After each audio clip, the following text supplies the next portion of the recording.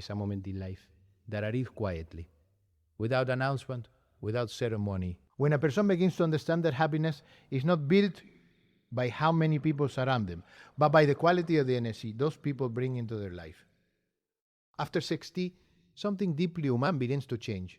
The noise of ambition softens. The urgency to prove your worth slowly fades. And in its place, a new sensitivity appears. You start noticing divisibility. You start noticing how certain conversations leave you feeling lighter, while others leave an invisible weight resting on your chest long after the words have ended. It is not that people suddenly become cruel. Most of the time they do not even realize what they are doing. But over the years, you begin to recognize that some individuals have a subtle way of stealing your peace, not through conflict, not through obvious armor, but through small, repeated moments that slowly erode your joy. Show, and perhaps the most difficult truth is this: the people who drain us are not always strangers. Sometimes they are voices we have known for decades. Sometimes they are relationships built on history, duty, or habit. Duty. And because of that, their influence can pass unnoticed for years, blending into the routine of everyday life. With age comes a rare and valuable gift: the ability to observe life with honesty, to step back and ask a question that many people are too afraid to face. Who truly nourishes my spirit and who quietly exhausts it?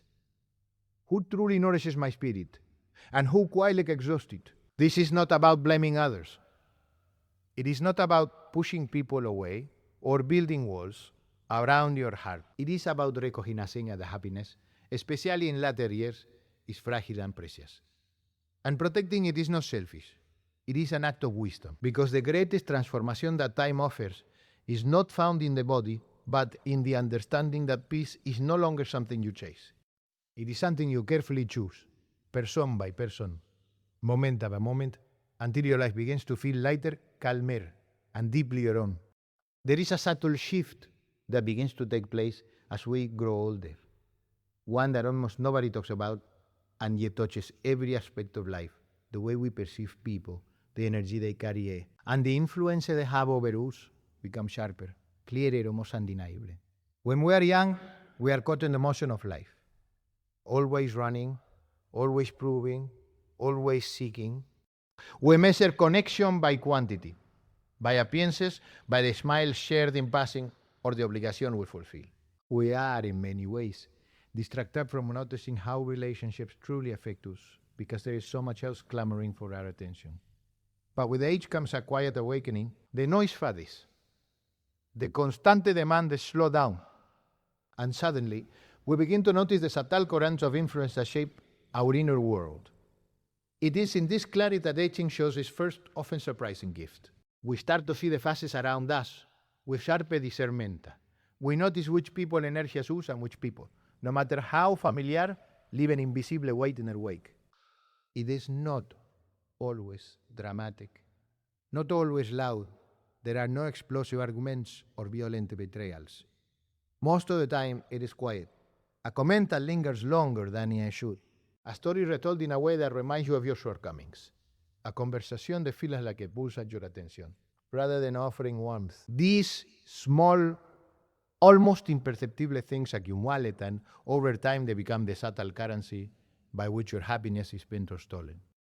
As we step into our 60s, 70s, and beyond, the patterns become undeniable, the patterns become undeniable. The relationships that once seemed harmless now reveal their true character. Not because people are worse than they once were, but because we are finally able to see clearly. Aging is not simply the slowing of the body or the graying of hair. Aging is the slow, quiet peeling away of illusions, the layers that keep us distracted, the commitments that make us blind to what truly matters. With this clarity comes a profound awareness of how much energy each person takes from us, and perhaps more importantly, how much energy they give. We realize that not all relationships are equal. Some have been supportive for decades, filling our lives with light, laughter, and encouragement. Others have been tolerated out of habit, out of duty, or simply because we believed we should. And only in the quieter years, when the noise of work and obligation dims, Though we finally feel that all these relationships exact on our well-being, these realizations is not judgmental, it is observational. It is the mind finally aligning with the heart, noticing where the friction occurs, where exhaustion arises, where joy is subtly diminished without any overt conflict. It is remarkable how the clarity that comes with age forces us to confront truths we might have ignored in earlier years. We notice which conversations leave us inspired, which leave us drained.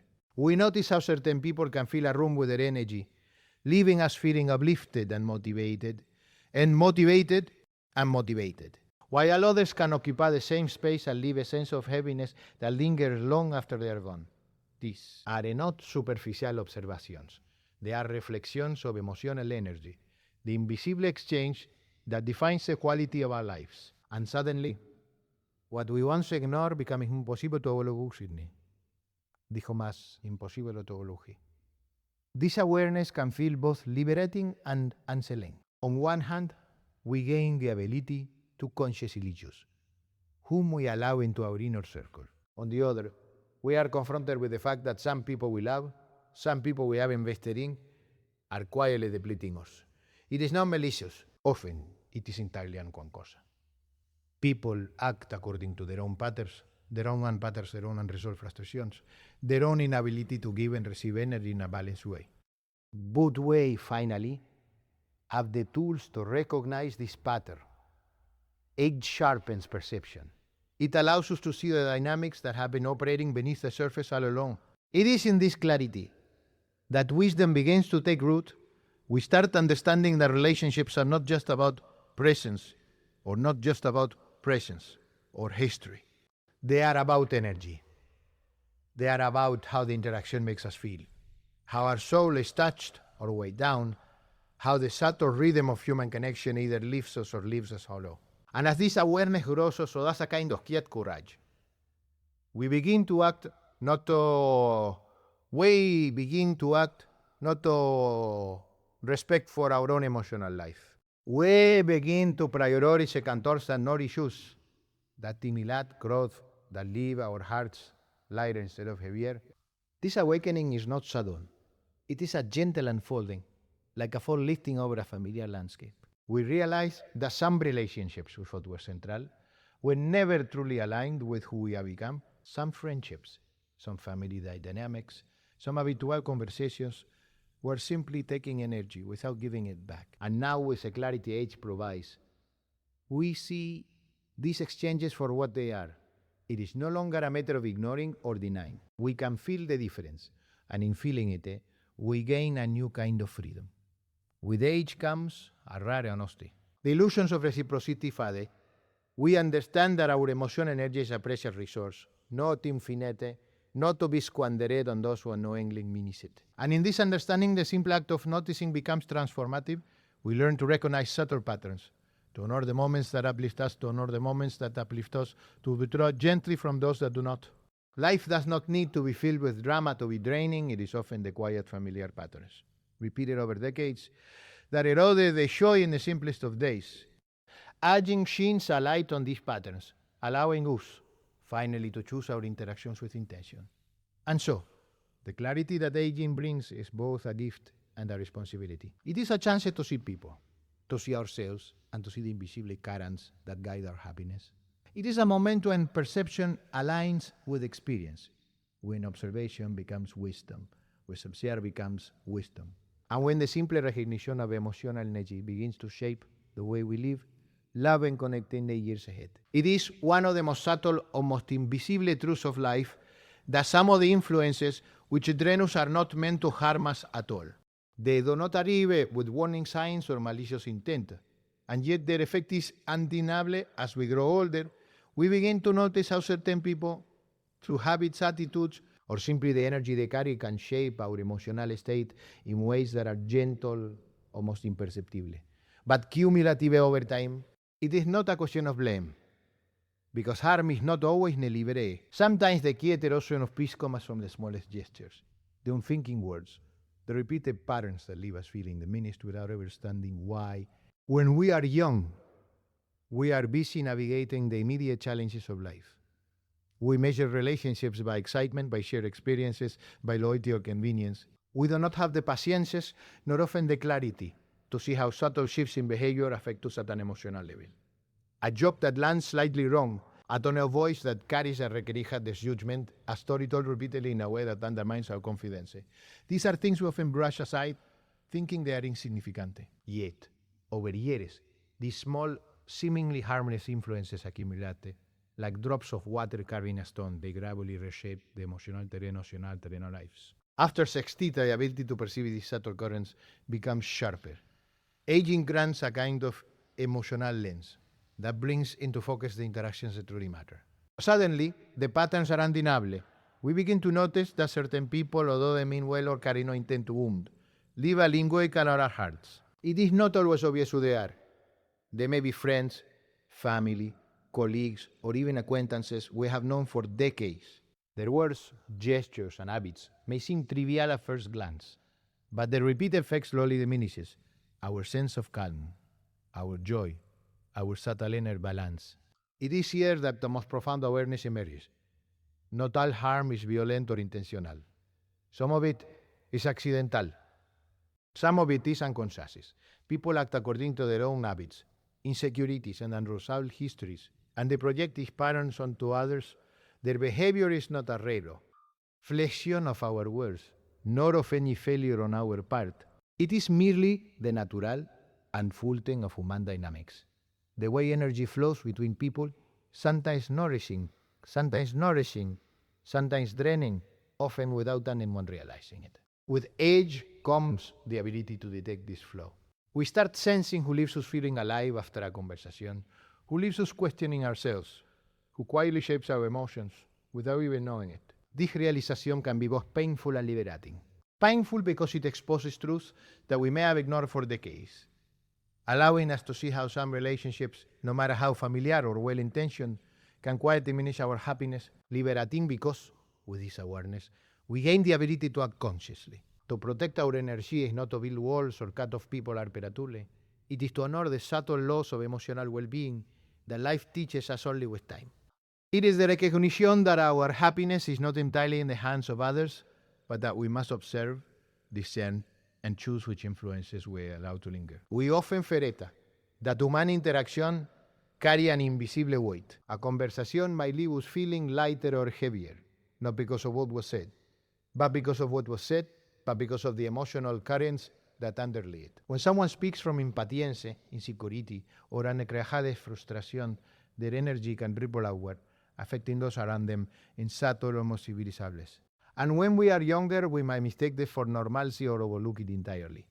But with age, we begin to perceive the rhythm of these exchanges, and the clarity can be starting in. Suddenly, what once seemed inconsequential becomes profoundly meaningful. We recognize the repeated patterns, the habitual ways in which our peace is eroded, and we see clearly that not all harm arrives in loud, dramatic forms. It is in this awareness that wisdom begins to emerge. We learn to distinguish between deliberate harm and accidental influence, between fleeting irritation and repeated emotional erosion. We learn to see the difference between the person who challenges us to grow and the one whose presence quietly depletes us. This perception does not require judgment or resentment. It requires only attention, a quiet honesty with ourselves about how our energy interact with the energies around us. The clarity that comes with age allows us to recognize which influences are nourishing and which are quietly corrosive. The most difficult lesson is that the people who unintentionally harm us are often those we have loved the longest. They may have been part of our life for decades, part of the rhythms of our daily existence, part of our sense of identity. Their intentions may be poor, even generous. Yet over time, the repetition of certain behaviors, attitudes, and patterns can create an emotional toll we did not anticipate. Attitudes and patterns can create an emotional toll. When we see this clearly, it is not a matter of anger or blame. It is a matter of understanding. It is the gentle realization that we must observe life with intention.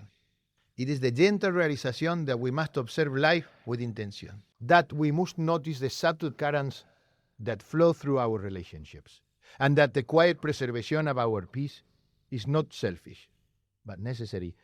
The beauty of this clarity is that it comes without judgment, without drama, without confrontation. It is a recognition that life is subtle, that harm is not always visible, that energy exchanges can be delicate and complex. We learn to identify the invisible forces that influence our well-being, to notice the weight of habitual interactions, and to choose our engagement with care. We begin to see how much of our happiness is tied not to grand events or overt conflicts, but to the invisible, gentle forces that move through our daily interactions. Aging, in this sense, is a gift. It allows us to perceive these currents with sharpness, to honor our own emotional boundaries, and to navigate the human landscape with honesty, attention, and care. One of the most surprising and often unbroken realities of life after 60 is that the people closest to us, the ones we have known and loved for decades, can sometimes be the very source of our deepest emotional exhaustion. It is not because they intend harm, nor because their love has diminished. Rather, it is the intricate pattern of familiar habit and expectation that quietly drains us more subtly than any overt conflict could. Over the years, we develop a rhythm with those we care about. Conversation fall into predictable patterns. Roles become ingrained. Obligations, even unspoken ones, accumulate. Obligations, even unspoken ones, accumulate. And within this framework, the weight of repeated interactions can slowly erode our energy, leaving us tired in ways we never noticed when life was busier, noisier, and filled with distraction. We often assume that exhaustion comes only from external pressures, from challenges that are new, or from people who oppose us. In truth, it often originates from the relationships we have invested in the most. The partner who always needs reassurance we have invested in the most. The partner who always needs reassurance. The adult child who repeats the same frustrations. The friend who leans on us for guidance but never listens to ours. These familiar connections are filled with a kind of subtle demand that does not make headlines or invite attention. Yet they pull at our emotional reserves day after day. When we are younger, we may navigate these patterns better. Mucho awareness se vuelve engere ambición or distracción. But as the year pass, the paciencia that once felt limitless begins to dwindle, and the repetition of small emotional burdens begins to weigh heavier than any single dramatic afflict could. It is in this slow accumulation that emotion exhaustion manifests. Unlike physical fatigue, which has a clear cause and often a clear remedy, this kind of tiredness is more insidious. We wake up feeling depleted after a conversation that seemed ordinary. We finish a family gathering and find that the warmth we expected has been replaced by a lingering heaviness. We realize that certain familiar voices leave a shadow that follows us into the quiet of our day. The people we have loved the longest are not always the ones who nourish us in these moments. Sometimes they unknowingly take more than they give, not out of malice, but because life patterns have become rigid and automatic. The irony of familiarity is that it makes this exhaustion harder to detect. We assume that closeness equates to comfort, and yet familiarity can carry the weight of expectations. These are the people who know our history, our vulnerabilities, and our patterns. They may call us out, intentionally or not, on old habits, old decisions, or unhealed wounds, often repeating the same observations over and over. Their words may be well meant, their intentions loving, but the repetition combined with the subtle judgment or the constant attention to flaws begins to drain the very vitality we thought these relationships provide. The heart, like a muscle, can tire not only from labor but from repeated tension. Emotional exhaustion from close connections works in the same way. It is a slow, often invisible depletion of spirit. Over time, this awareness grows. We start to notice the difference between interactions that leave us feeling enriched and those that leave us diminished, even when the interactions come from people we cherish. We begin to understand that closeness does not automatically mean energy, that love alone does not guarantee nourishment, and that it is possible for a person who I've trusted, for decades, to quietly influence our emotional landscape in ways that are less than healthy. This realization is neither cynical nor harsh. It is simply an observation, a truth that age allows us to see with greater clarity. It is also in this clarity a profound form of respect for oneself emerges Emotional exhaustion is not a moral failing. It is a natural signal, a subtle whisper from the heart and mind that some interactions are costing more than they are giving. We begin to recognize that protecting our inner vitality is not selfish. It is necessary. And yet the challenge is delicate. These are not strangers or casual acquaintances. These are the people we have woven into the fabric of our lives. Adjusting our engagement with them requires tact, empathy, and patience. It is not about confrontation or blame. It is about observing the patterns, noticing the subtle costs, and making intentional choices to preserve one's emotional balance. The most difficult part of this process is accepting that emotional exhaustion does not reflect on the level of loyalty.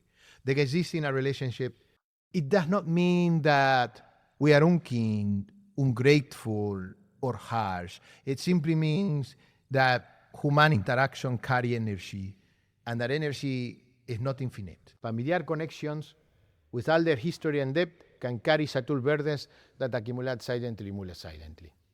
Over time, the mind begins to notice these patterns. The heart begins to notice these patterns. The heart begins to notice these patterns. Feel their weight, and the spirit begins to long for balance. The challenge, then, is not to sever bonds or diminish love, but to recognize the reality of energy exchange and to engage with awareness and care.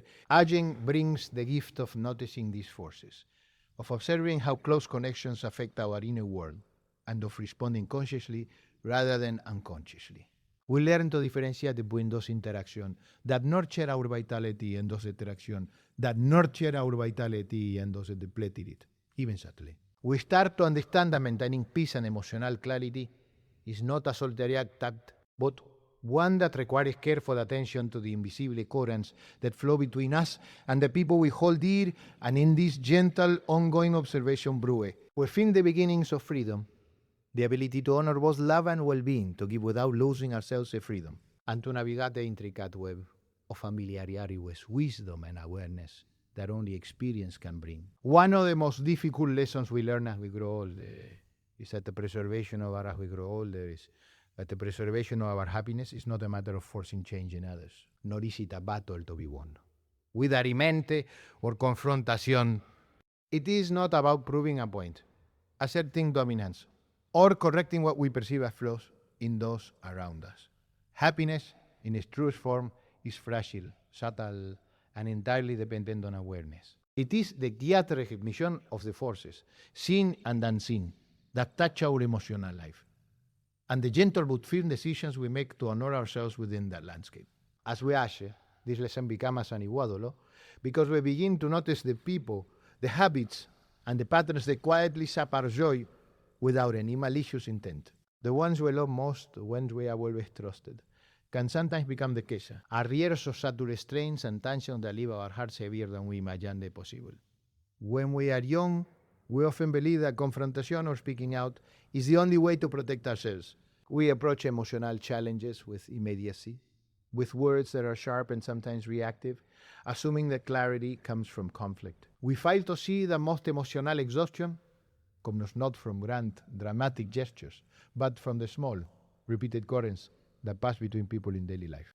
Assai left unaddressed, a dismissive tone repeated countless times, a habitual complaint or inintentional criticism. These are the moments that accumulate silent en ira, silent and these are the moments that accumulate silent en essays. Protecting happiness, therefore, is less about correcting these moments in others, and more about noticing them, understanding their impact, and choosing how we respond. After 16, the man begins to gain an almost instinctive clarity about this subtle interaction, the years of experience and repetition of emotional patterns. The years of experience and repetition of emotional patterns. And the quiet reflection that comes with time allow us to perceive vision that comes with time. Allow us to perceive with precision which people and behaviors are nourishing and which are slowly depleting. We begin to realize the emotional energy is finite and that it can be preserved or squandered depending on our attention and choices. Awareness in this sense becomes the most powerful tool for sustaining peace. It is the gentle art of observing life with honesty, noticing what elevates our spirit and what quietly erodes it, without judgment, without anger, without the need to engage in battle over every word or every gesture. It is remarkable how small and seemingly insignificant moments can affect our emotional equilibrium. A glance that carries impatiences, a remark repeated in his, but felt as attachment, a conversation that leaves us replaying our own insecurities in the silence afterward. These are the subtle influences that test the strength of our inner life. They do not announce themselves with drama, nor do they ask permission to take space in our hearts. They accumulate quietly, and over time the impact can be profound. Protecting happiness, then, is not an act of confrontation. It is an act of mindful observation. It is an act of mindful observation. It is choosing, moment by moment, to prioritize interaction that feed rather than drain, to disengage when necessary, and to create boundaries that honor the rhythm of our emotional world. Many people fear that such awareness and selective engagement might be perceived as cold or distant. They worry that protecting their peace will hurt others. They worry that protecting their peace will hurt others or damage relationships. But the reality is that awareness does not require harshness. It does not require harshness. It does not require the declaration. It does not require the declaration of rules or ultimatums. It is simply the quiet acknowledgement that our emotional energy is precious, that our inner emotional energy is precious, that our inner balance matters, and that we are responsible for the quality of our own experience. By noticing the subtle influences that impact us apart, we gain the power to respond with intentionality rather than habit, to choose connections that uplift rather than deplete, to choose connections that uplift rather than deplete, and to cultivate relationships in which mutual respect, attention, and care exist naturally. The most difficult realization is that awareness often requires patience. We are not suddenly immune to all patterns or the unkind patience. We are not suddenly immune to all patterns or the unconscious behaviors of those around us. The people we love will continue to have their own struggles, habits, and limitations. And that is precisely why awareness is so critical. It allows us to engage without losing ourselves, to participate in life without losing ourselves, to participate in life without losing, to surrendering our inner equilibrium, and to maintain a sense of dignity and calm even in the presence of subtle stressors. We begin to see that the key to lasting happiness is not in changing others, but in the quiet, deliberate stewardship of our own emotional space. With awareness, boundaries are established naturally rather than forcefully. We begin to recognize which conversations, environments, or habitual dynamics leave us lighter and which leave us heavier, We notice how certain interactions, though familiar and well-intentioned, can drain us when repeated too often, and rather than reacting impulsively, we adjust with care, observing the effects of our choices, refining our engagement, and preserving our inner balance. It is not a matter of control, nor a matter of resentment. It is simply the gentle acknowledgement that our own peace is valuable, and that attending to it is not only permissible to others. As we age, the practice of awareness becomes more intuitive. It becomes a form of wisdom that carries both gentleness and strength.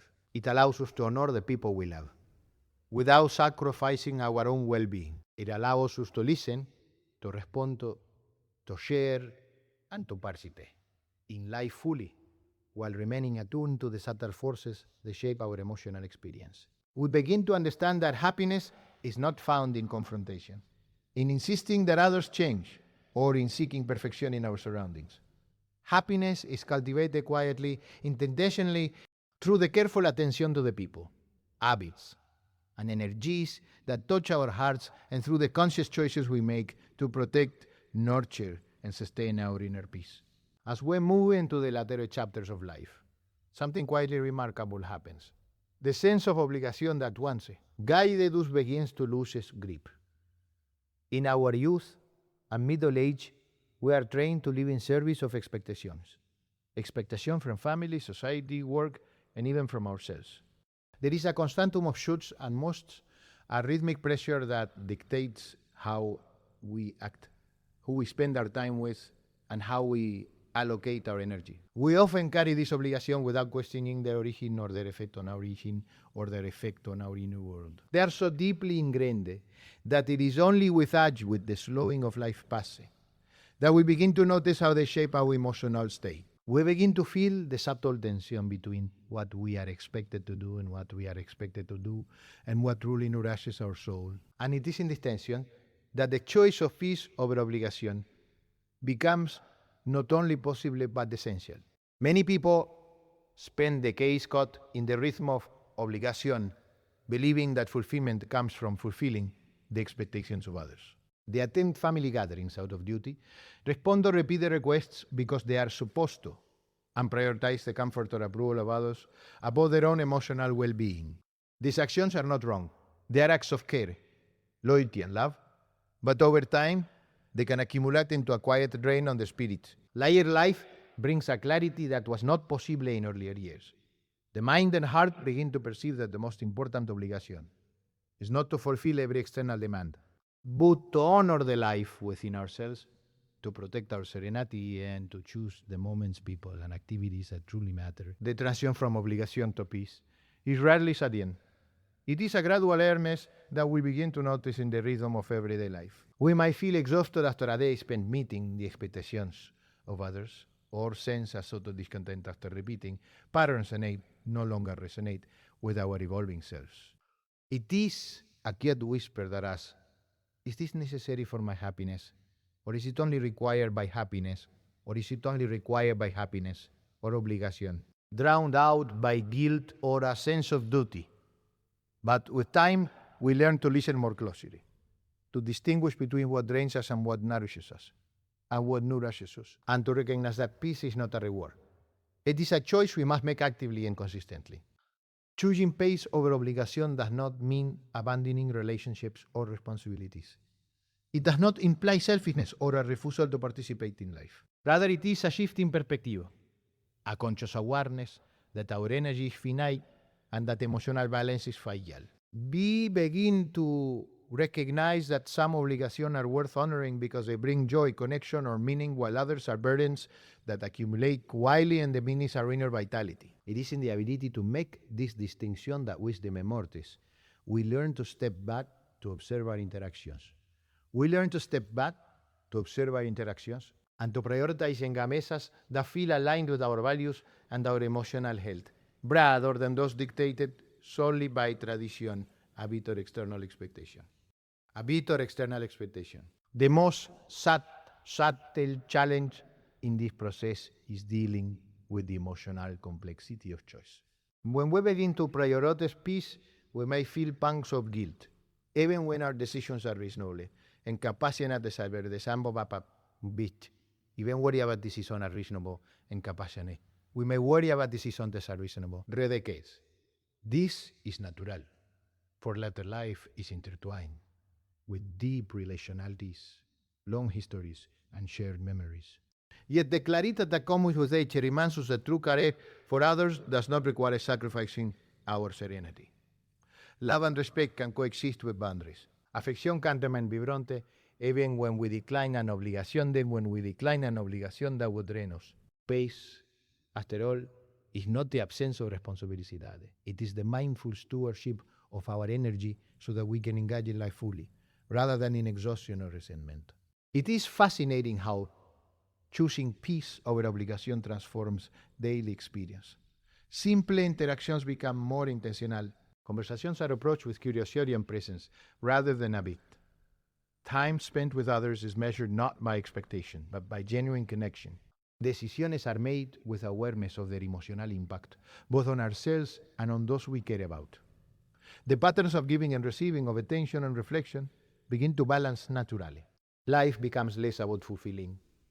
A checklist of duties are more about fulfilling. A checklist of duties are more about inhabiting moments with clarity, calm, and authenticity. In this stage of life, we discover a rare gift, the ability to reclaim the autonomy of our emotional world.